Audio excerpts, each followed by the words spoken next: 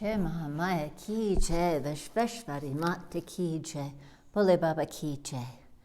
We're going to go on with chapter 8 of book 12 of the Srimad Devi Bhagavatam. Janamajaya spoke to Vedavyasa. O Bhagavan, thou art the knower of all dharmas, and thou art the chief, the crown of the pundits, knowing all the sastras. Now I ask thee, how is it that the twice-born have ceased to worship the highest Shakti, the Gayatri, and they now worship the other devatas, on the face of the distinct command in the Shrutis that the worship of the Gayatri is nitya, that is, daily to be done at all times, especially during the 3 sandhya times, by all those that are twice born. In this world, some are the devotees of Vishnu, some the followers of Ganapati, some follow the doctrines prevalent in China, some are the followers of Buddha. Some of them, again, wear the barks of trees, and others roam naked. So various persons are seen having no trace of faith in the Vedas. O Brahmanas, what is the real cause underlying secretly here in this? Kindly mention this to me. Again, there are seen many men well versed in various metaphysics and logic, out with BAs and MAs, but then again, they have no faith in the Vedas. How is this? Nobody wants anything ominous to him consciously, but how is it that the so-called learned men are fully aware, and yet they are wonderful and of any trace of faith in the Vedas? Kindly mention this cause underlying this, O thou, the foremost of the knowers of the Vedas. There is again another question. Thou hast described before the glories of the Manidvipa, the highest and the best place of the Devis. Now I want to hear, how is the Dvipa greater than the greatest? Satisfy the servant of thine by describing these. It is the Guru. If the Guru be pleased, he reveals even the greatest and the highest esoteric secret to the disciples. Sutta spoke. Hearing the words of King Janamajaya, the Bhagavan Vedavyasa began to answer the questions in due order. The hearing of this increases the faith of the twice-born in the Vedas. Vyasa said, Well has been asked by you, O king. In due time and in appropriate moment, you are intelligent, and seems that you have got the faith of the Vedas. I now answer, listen. In ancient days, the Asuras, maddened with pride, fought against the Devas for 100 years. The war was very extraordinary and remarkable. In this great war, various weapons were used, variegated with numerous mayas or ingenious devices. It tended to destroy the whole world by the mercy of the highest and the most exalted Shakti.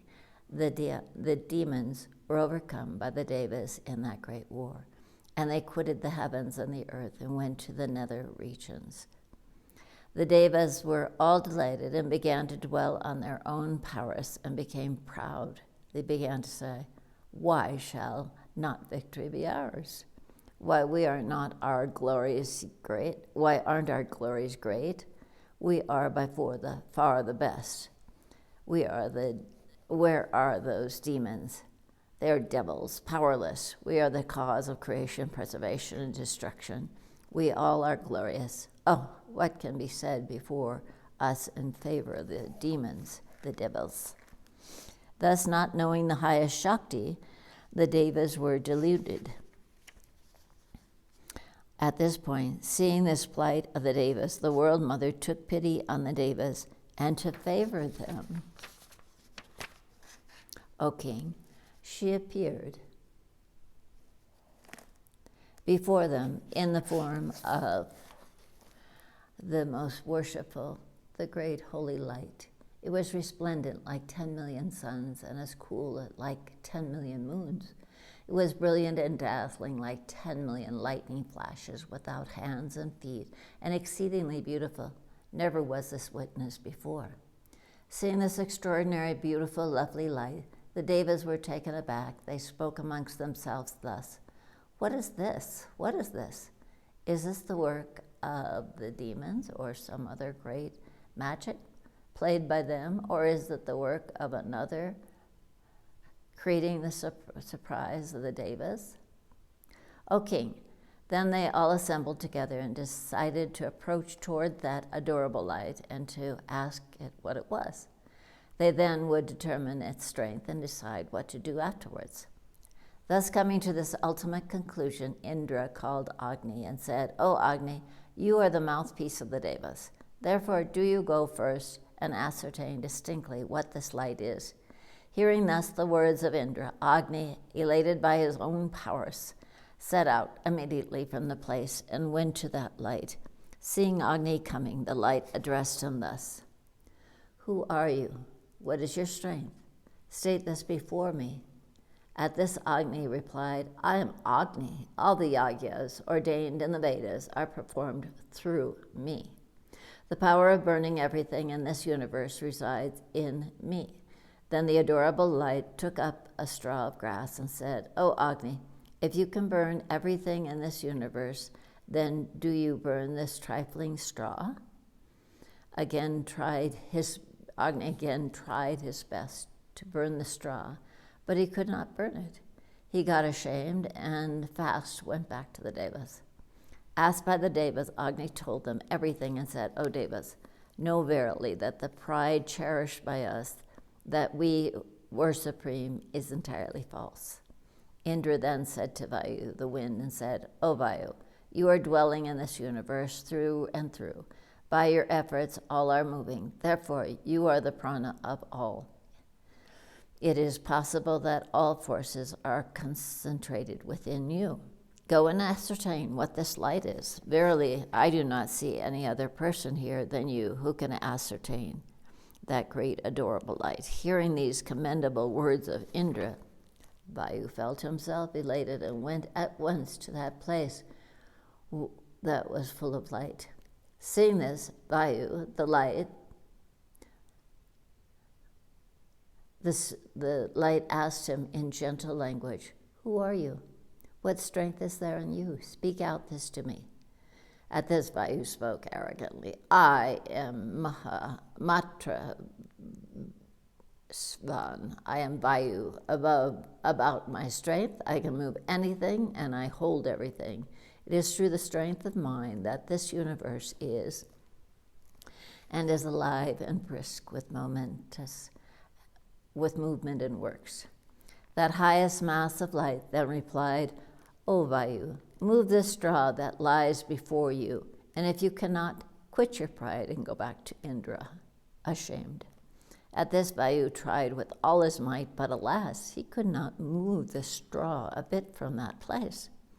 Vayu then gave up his pride and returned to the Devas and spoke to them all about this great power. O Devi, O Devas, our pride is vain. In no way can we be able to ascertain the nature of that light. It seems that holy light, adorable by all, is extraordinary. Then all the Devas spoke with tone-voiced Indra. "When you are the king of the Devas, better go yourself and ascertain the reality of its nature." Indra then, with great pride, went himself to the light. The light, too, began to disappear gradually from the place and ultimately vanished from Indra's sight. When Indra found that he could not even speak to the light, he began greatly ashamed and began to conceive of his own nothingness. He thought thus, "I won't go back to the Devas. What shall I say to them? Never will I disclose to them my inferiority. One is better to die than to do this. One's self-honor is the only treasure in the great and honorable. If honor is gone, what use then is there to living? O king." Then Indra, the lord of the Devas, quitted his pride and took refuge into the great light, which exhibited ere long such a glorious character. At this moment, a celestial voice was heard from the heavens. "O Indra, go on now and do the japam, the reciting of the Mahabija mantra, the basic mantra of Maya. All your troubles will then be over." Hearing the celestial voice, Indra began to repeat the Maya Bija, the seed mantra of Maya. with rapt concentration and without any food.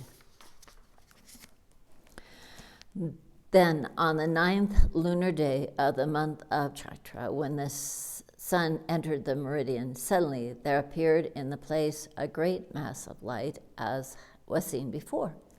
Indra saw then, within the mass of light, a virgin form in full youth. The luster from her body was like that of 10 million rising suns, and the color was rosy, red like a full-blown java flower. On her forehead was shining the digit of the moon. Her breasts were full, and although veiled, they looked very beautiful. She was holding a noose and a goad in her 2 hands, and her other hands indicated signs of favor and fearlessness. Her body was decked with various ornaments, and it looked auspicious and exceedingly lovely. Nowhere can be seen a woman as beautiful like her. She was like a kalpa, Viksa, a celestial tree yielding all desires. She was 3-eyed, and her braid of hair was encircled with beautiful garlands. She was praised on her foreside by the 4 Vedas. The brilliancy of her teeth shone on the ground as if ornaments of jewels, and her face looked smilingly. Her clothing was red, and her body was covered with sandal paste. She was the cause of all causes. She was all mercy. O King Janamejaya, thus Indra saw.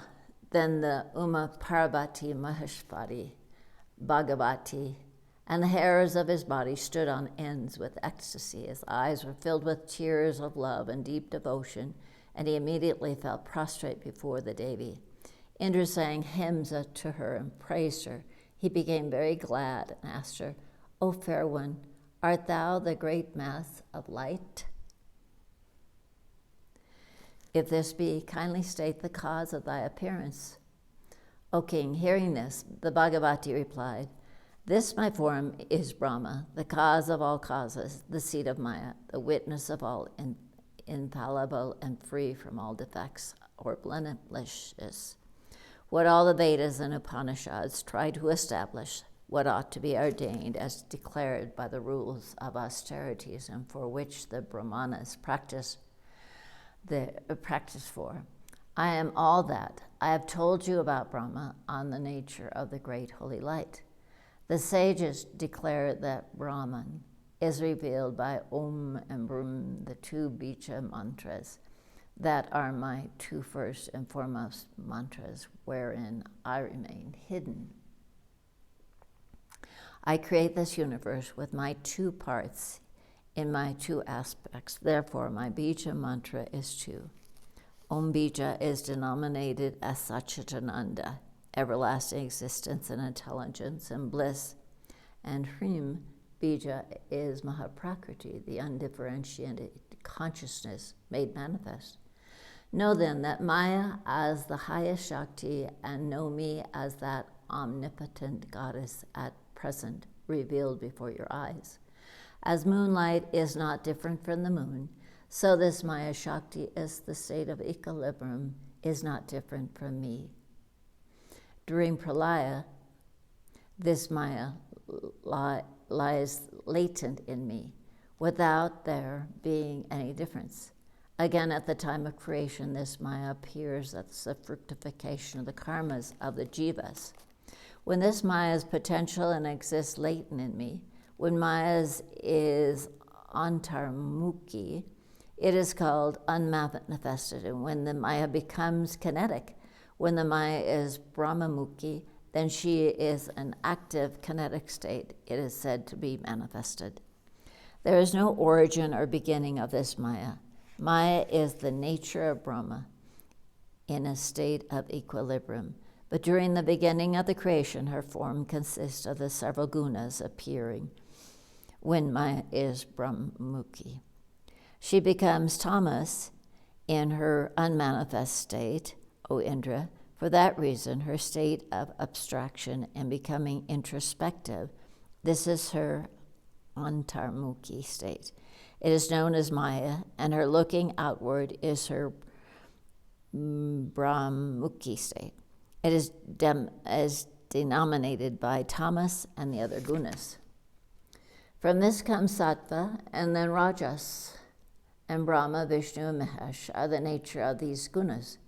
Brahma has the Raja guna in him prepondering. In Vishnu, the Sattvic guna is more. And in Mahesha, the cause of the causes is said to reside in the Tamas guna. Brahma is known as the gross body, Vishnu is known as the subtle body, and Shiva is known as the causal body, and I am known as transcending all the gunas. This form of mind is called the state of equilibrium of the gunas. It is then inner controller of all. Beyond this, there is another state of mind which is called the formless Brahma.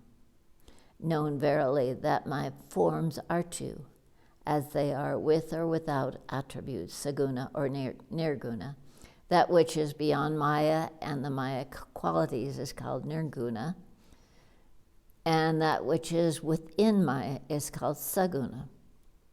O Indra, after creating this universe, I enter within that as the inner controller of all, and it is I that impel all the jivas always to their due efforts and actions.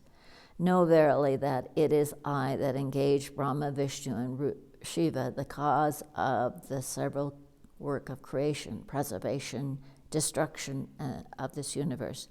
They are performing their function by my command. Through the terror from me, the wind blows. Through my terror, the sun moves in the sky. And through my terror, Indra, Agni, and Yama do their respective duties. I am the best and superior to all. All fear me. Through my grace you have ordained victory in the battle. Know verily that it is I that make you all dance like inert wooden dolls as my mere instruments. You are merely my functions. I am the integral whole. I give sometimes victory to the demons. Yea, I do everything as I will, keeping my independence duly and according to the karmas. Justly, you all have forgotten me through your pride and sheer nonsense. You have been carried deep into dire delusion by your vain egoism. And know now that favor you, this my adorable life has issued suddenly to favor you. Hence banish ever from your heart all your vain boastings and idle pratings. Take refuge wholly unto me with all your head, heart, and soul unto my Satchidananda form, and be safe. At times the Devas forget and so fall into troubles. Vedavyasa said, thus saying, the Mula Prakriti, the divine mother, the goddess of the universe, vanished from their sight. The Devas, on the other hand, began to praise her then and there with rapt devotion. Since that day, all the Devas quitted their engaged themselves in worshiping the Devi devoutly. They worshipped the Gayatri Devi daily during the 3 Sandhya times and performed various yagyas, and thus they worshipped Bhagavati daily. Thus, in the Satya Yuga, everybody engaged themselves in repeating the mantra Gayatri and worshiped the goddess indwelling in the Pranava and Hrimkara. So see now for yourself that the worship of Vishnu or Shiva or in the Shiva mantras are not mentioned anywhere in the Vedas as to be done always and forever. They are done for a while and not required any more than the objects are fulfilled. Only the worship of Gayatri is always compulsory to be done at all times, as mentioned in the Vedas. O king, if a Brahmana does not worship the Gayatri, know then for certain that in every way he is sure to go down lower and lower. There is no doubt in this. A Brahmin is not to wait, no, never to do any other thing. He will have all his desires fulfilled if he worships only the Devi Gayatri. Bhagavan Manu says that a Brahmana whether he does any other thing or not, can be saved if he worships only the Divine Mother Gayatri.